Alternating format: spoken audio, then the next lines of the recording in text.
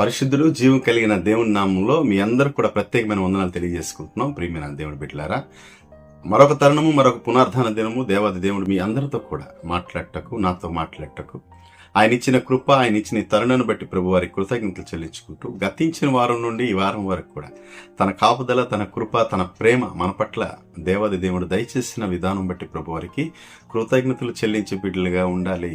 ఎందుకనగా ఈ దినాల్లో అనేక మంది నశించిపోతున్నారు, అనేక మంది మృతులవుతున్నారు, అనేక మంది వ్యాధిగ్రస్తులుగా ఉన్నారు. ప్రభు తన కృప ఎంత గొప్పదంటే మన పట్ల మనందరికి కూడా మంచి ఆరోగ్యాన్ని ఇచ్చి ఈ దినం తన కృపలో నడిపిస్తున్న విధానం బట్టి ప్రభు వారికి కృతజ్ఞతలు చెల్లించే బిడ్డలుగా ఉండాలి. ఎందుకంటే దావీదు ఇదే మాటను పలుకుతాడు. 31 కీర్తనలు ఆయన అంటాడు, నేను గోతిలోకి దిగిన ఎడల మన్నుని నేను స్తుతించున్నా, నీ సత్యాన్ని ప్రకటించున్నా. అవును ప్రియమైన దేవుని బిడ్డలారా, ఈ దినం మనం సజీవుగా ఉన్నాం గనుక దేవుని స్తుతించగలుస్తున్నాం, దేవుని మహింపరచగలుస్తున్నాం. మనం మృతులైతే దావీదు అదే మాట అంటాడు, మన్ను నేను స్తుతించదు కదయ్యా, నీ సత్యాన్ని ప్రకటించదు కదా. సజీవులు సజీవులకే స్తుతిస్తారు. అట్టి యోగ్యత దావీదుకి ఇచ్చాడు దేవుడు, అట్టి యోగ్యత మనకు కూడా ఇచ్చాడు దేవుడు. ఎలా ఉండాలి మనం? దావీదు వలె ప్రభుని వేడుకొని, ప్రభుని మహింపరచుకొని, ప్రభుని స్తుతించుకొని జీవించినప్పుడు ప్రభువారు మన పట్ల తన కృపని నిండుగా వస్తాడు. మంచిది ప్రియమైన దేవుని బిడ్డలారా, ఈ దిన లేఖన భాగాన్ని మీకు చదివి వినిపిస్తున్నాను. బైబిల్ గ్రంథాల మీద ఉంటే తెరిచి చూడవలసిందే కోరుకుంటూ, దానియేలు గ్రంథం 5వ అధ్యాయము 11వ వచనం 12వ వచనం మీకు చదివి వినిపిస్తున్నాను. నీ రాజ్యంలో ఒక మనుష్యుడు ఉన్నాడు, అతడు పరిశుద్ధ దేవతల ఆత్మ గలవాడు. నీ తండ్రి కాలంలో అతడు దైవ జ్ఞానం వంటి జ్ఞానమును, బుద్ధియు, తెలివియు గలవాడై ఉండుట నీ తండ్రి కనుగొనును గనుక నీ తండ్రి అయిన రాజగు నెబుకద్నెజరు శకునగాడుల మీదను, గారిడి విద్య గలవారిని, కల్దీయులను, జ్యోతిష్యులను పైగా అధిపతిగా అతన్ని నియమించును. ఈ దానియేలు శ్రేష్టమైన బుద్ధి గలవాడై కళ్ళలో తెలియజేయుటకును, మర్మములు బయలుపరచుటకును, కఠినమైన ప్రశ్నలకు ఉత్తరమిచ్చుటకును జ్ఞానములు తెలివి గలవాడుగా కనబడును గనుక ఆ రాజు అతనికి బెల్తషాజర్ అని పేరు పెట్టెను. ఈ దానియేలును పిలువనంపుము, అతడు దీని భావమును నీకు తెలియజెప్పును.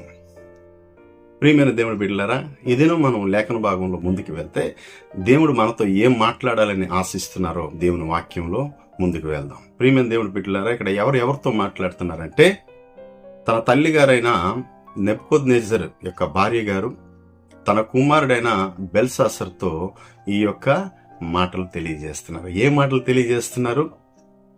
నీ రాజ్యంలో ఒక మనుష్యుడు ఉన్నాడు, ఆయన ఎలాంటి వాడు?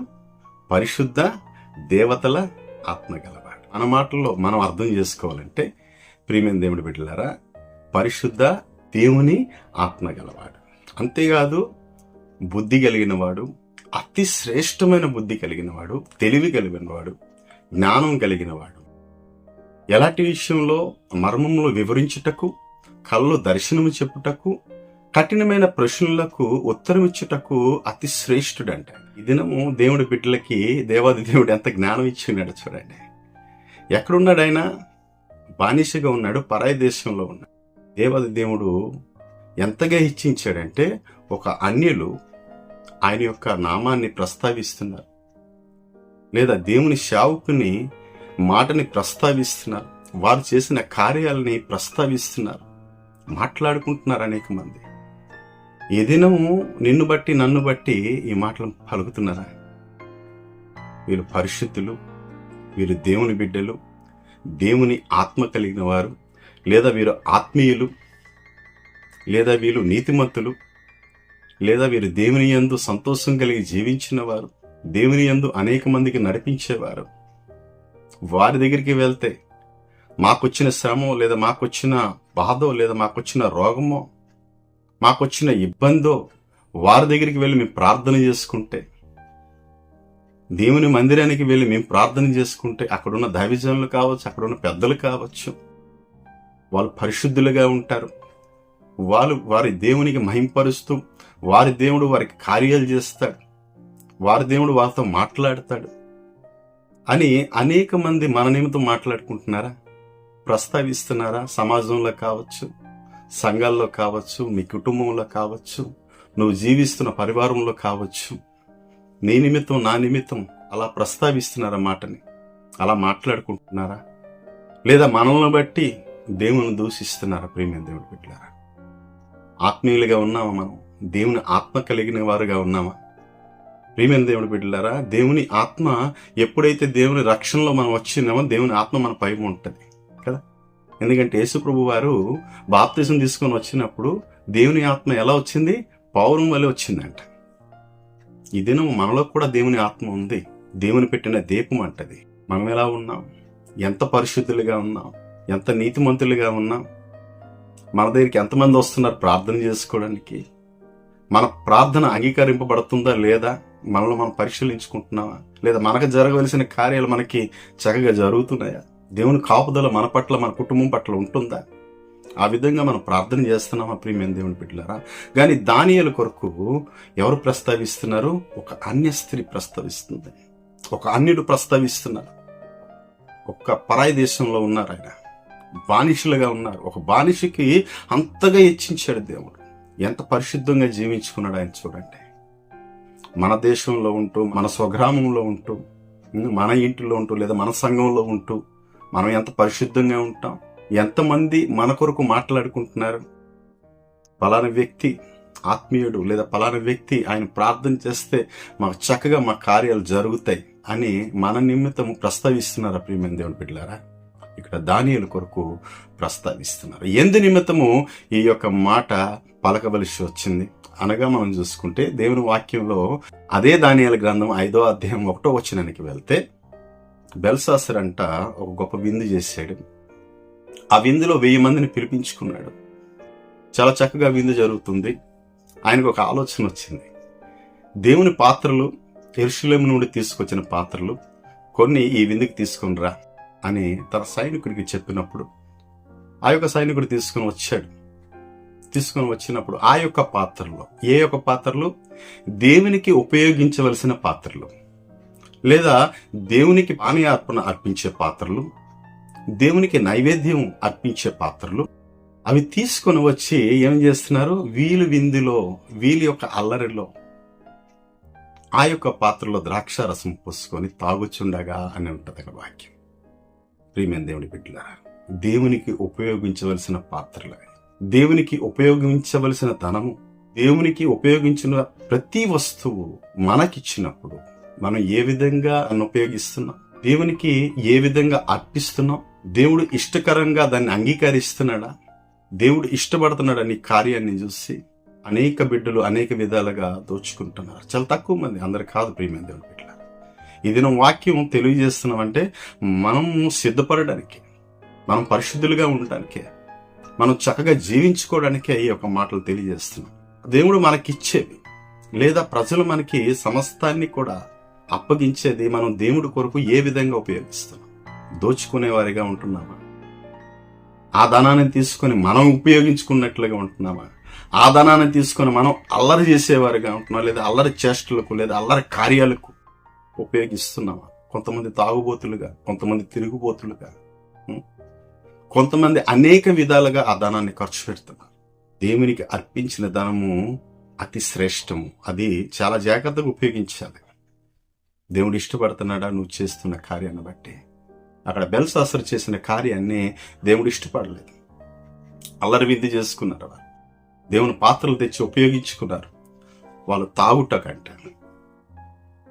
ఈ దినం మనం ఎలా ఉపయోగిస్తున్నాం? దేవుని మందిరంలో దేవుని ఉద్యోగ సభలని చెప్పుకుంటాం, దేవుని మందిరంలో కార్యాలని చెప్పుకుంటాం, బీబీఎస్లని చెప్పుకుంటాం, దేవుని పుట్టినరోజులని చెప్పుకుంటాం.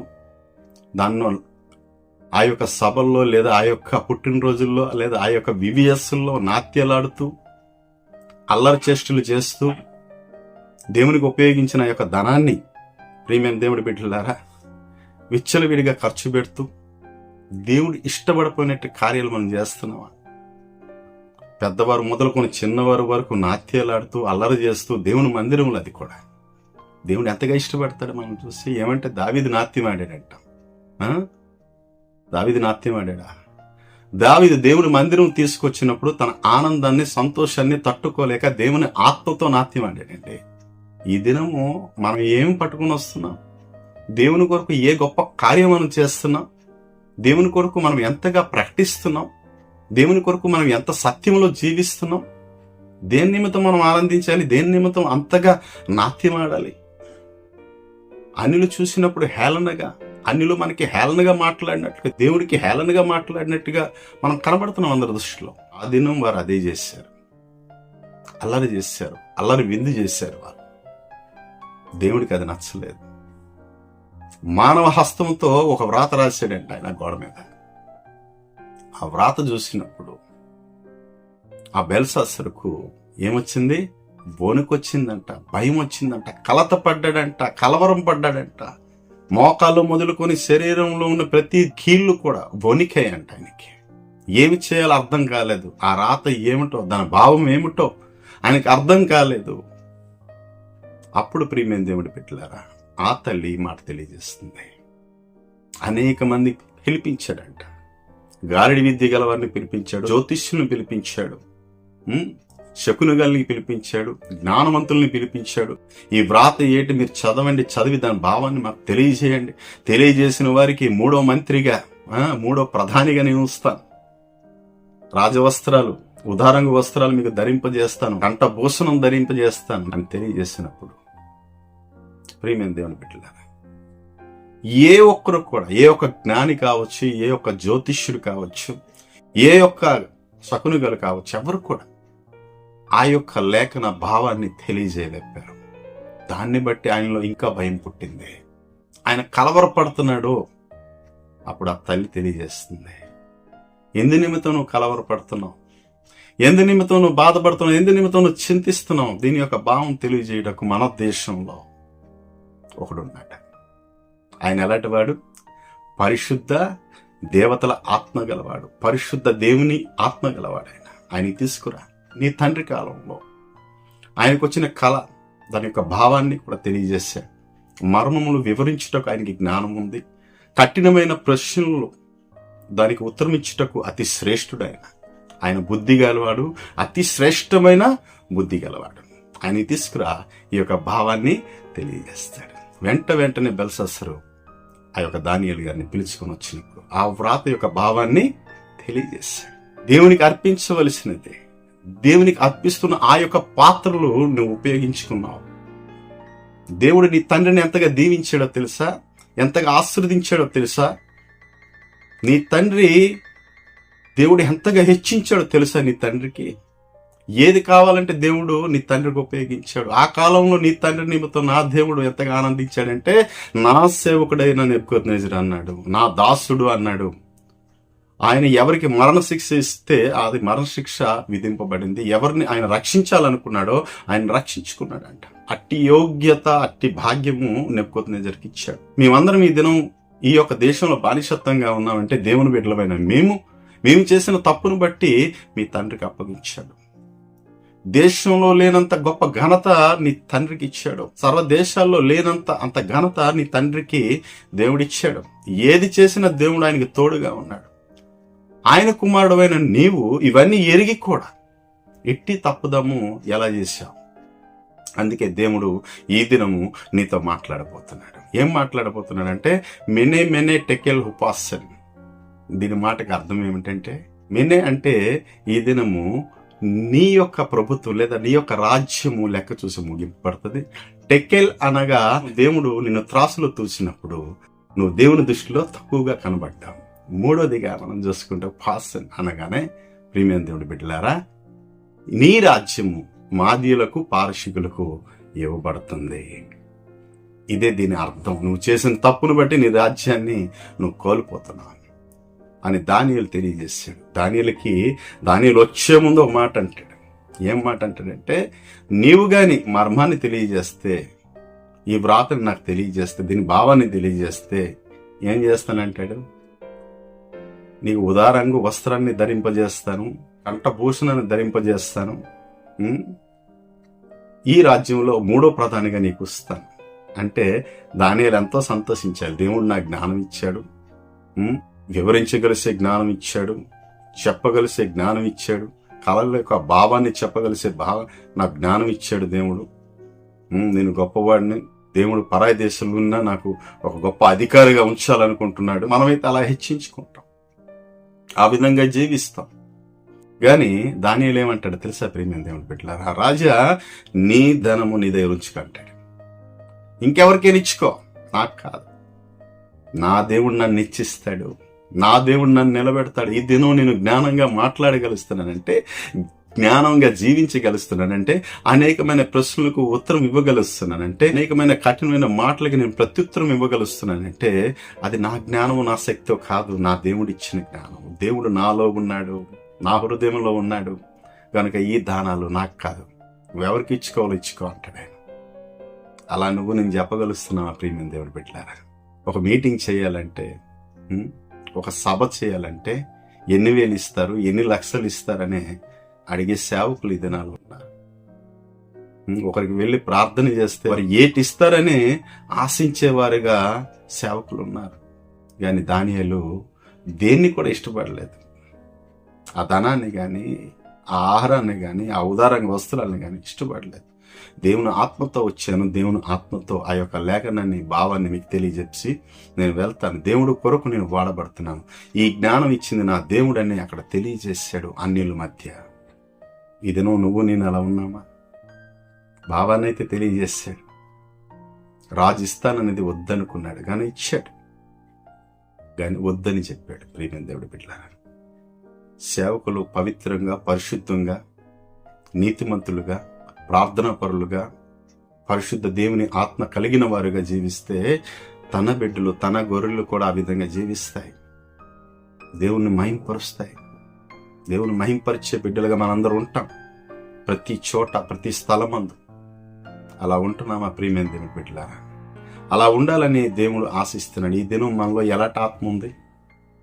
పరిశుద్ధ దేవుని ఆత్మ ఉందా? పరిశుద్ధులుగా జీవిస్తున్నామా? దేవుడు ఏమంటాడు?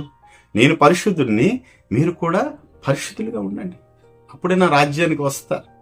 దానియేలు పరిశుద్ధంగా జీవించుకున్నాడు గనుక అక్కడున్న చుట్టుపక్కల ఉన్న వారందరూ కూడా పరిశుద్ధ దేవుని ఆత్మ కలిగిన వాడు అని దానియేలుకి ఒక బిరుదునిచ్చారు. ఈ దినము మనల్ని బట్టి దేవునికి ఎంత మహిమ వస్తుంది? దానియేలు బట్టి అన్య దేశంలో, కల్దీయ దేశంలో దేవునికి మహిమ వచ్చింది.